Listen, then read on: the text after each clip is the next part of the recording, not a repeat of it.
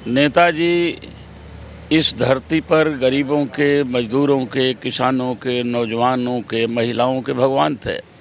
कोई भी भगवान हुआ है तो उसको आदमी बनना पड़ा है कि धरती पुकारे आंसू ढार के, चले कहाँ नेताजी बिसार के। कौन मेरा बेटा कहलाएगा, तेरे जैसा फ़र्ज को निभाएगा, मुफ्त में बिजली दिलवाएगा, बेटियों को मुफ्त में पढ़ाएगा, मिले कौन तेरे व्यवहार के, चले कहाँ नेताजी विसार के। मेरी पहली मुलाकात 1977 में हुई थी। उसी समय मैं चौधरी साहब के सानिध्य में मुलायम सिंह जी के साथ मैं काम करता रहा। एक कभी नारा लगता था कि चौधरी साहब का अगर कोई दत्तक पुत्र रहता है तो नेताजी मुलायम सिंह जी है, ये नारा लगता था। आदमी के रूप में तो नेताजी आए, लेकिन वह गरीबों के चेहरे की खुशी थे, भाग्य थे, तकदीर थे। जब जब उनके हाथ में कलम आई, उन्होंने गरीबों के लिए, मजदूरों के लिए, यहाँ तक कि समाज के अंतिम पंक्ति के अंतिम व्यक्ति के चेहरे पर मुस्कान लाने के लिए कलम। 10 तारीख को जब 1 साल पूरे हो रहे हैं तो आज भी लोगों की आंखों में उसी तरीके से नमी है और वही दर्द है जो आज से 1 साल पहले था। मगर नेताजी 1 साल हो गया गुजरे, ऐसा पता नहीं चल रहा, लग रहा अभी कल की बात है।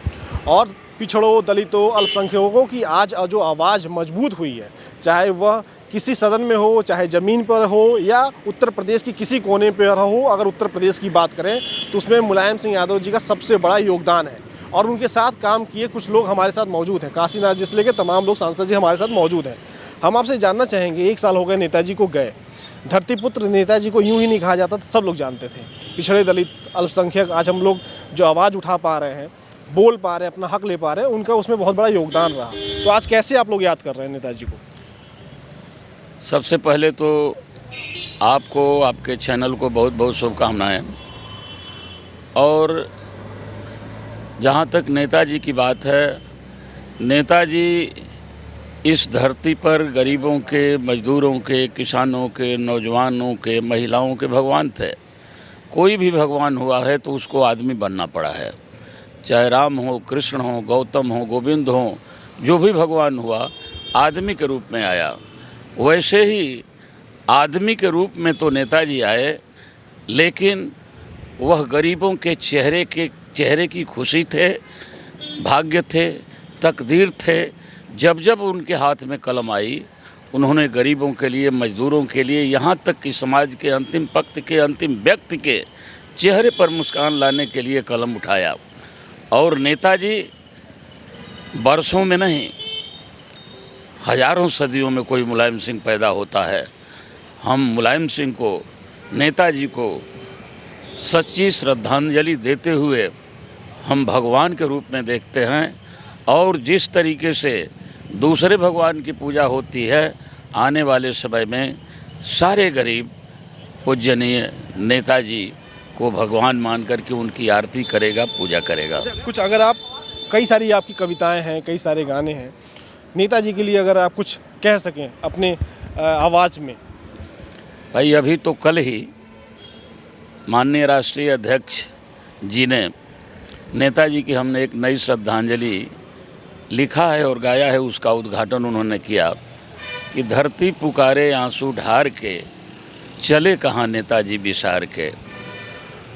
कौन मेरा बेटा कहलाएगा, तेरे जैसा फ़र्ज को निभाएगा, मुफ्त में बिजली दिलवाएगा, बेटियों को मुफ्त में पढ़ाएगा, मिले कौन तेरे व्यवहार के, चले कहाँ नेताजी विसार के। और अंत में कि दे करके जाओ पतवार के, चले कहाँ नेताजी विसार के। तब तक आवाज़ एक आई है, माँ मही सुन के हर्षाई है, मेरा यह देश को संदेश है कि मेरा ही रूप अखिलेश है, काशी बता दो संसार के, चले कहाँ नेताजी विसार के। बिल्कुल, नेताजी कहाँ चले गए हम लोगों के बीच से। आपकी पहली बार मुलाकात कब हुई थी नेताजी से? मेरी पहली मुलाकात 1977 में हुई थी। उसी समय मैं चौधरी साहब के सानिध्य में मुलायम सिंह जी के साथ मैं काम करता रहा। एक कभी नारा लगता था कि चौधरी साहब का अगर कोई दत्तक पुत्र रहता है तो नेताजी मुलायम सिंह जी है, ये नारा लगता था। तो मैं शुरू से ही साथ में हूँ, आज भी साथ में हूँ। बहुत परिस्थितियाँ आई लेकिन मैं पार्टी उनका साथ नहीं छोड़ा। अच्छा, कौन सी वो यादें हैं जो आज भी आपको याद है? कोई ऐसी घटना नेताजी के साथ जो आज तक आप भूल ना पाए हो, जो हमेशा याद आती हो? नेताजी की घटना, हमसे उनसे बराबर उन मुद्दों पर बात हुआ करती थी। एक मर्तबा उन्होंने कहा कि तुम्हारी उम्र कितनी है?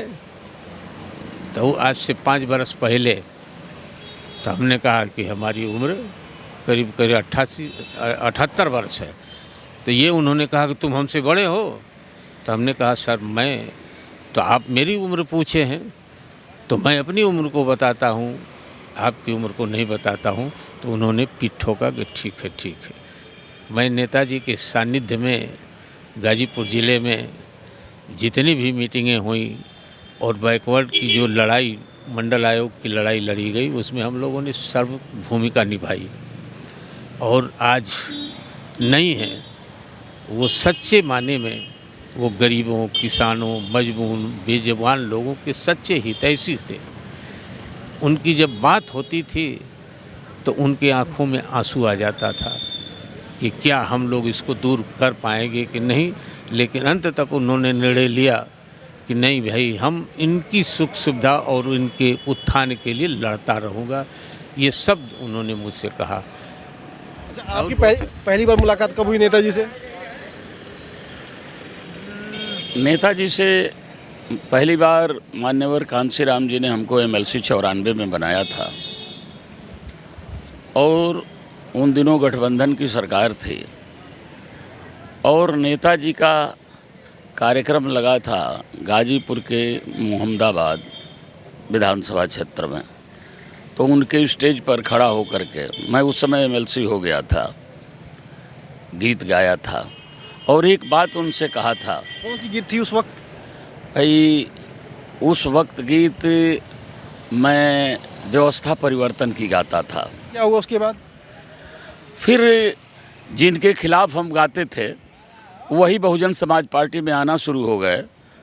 तो इसके बाद हमारे सिद्धांत के खिलाफ हुआ, इसलिए मैं जा कर के पूजनीय नेताजी से मिला और विधान परिषद में चूँकि बिरहा गा करके हुए थे तो बिरहा समाजवादी पार्टी नामक हमने विधान परिषद में एक दल बनाया और उस दल को नेताजी के नेतृत्व में समाजवादी पार्टी में विलय करके समाजवादी पार्टी में आ गया।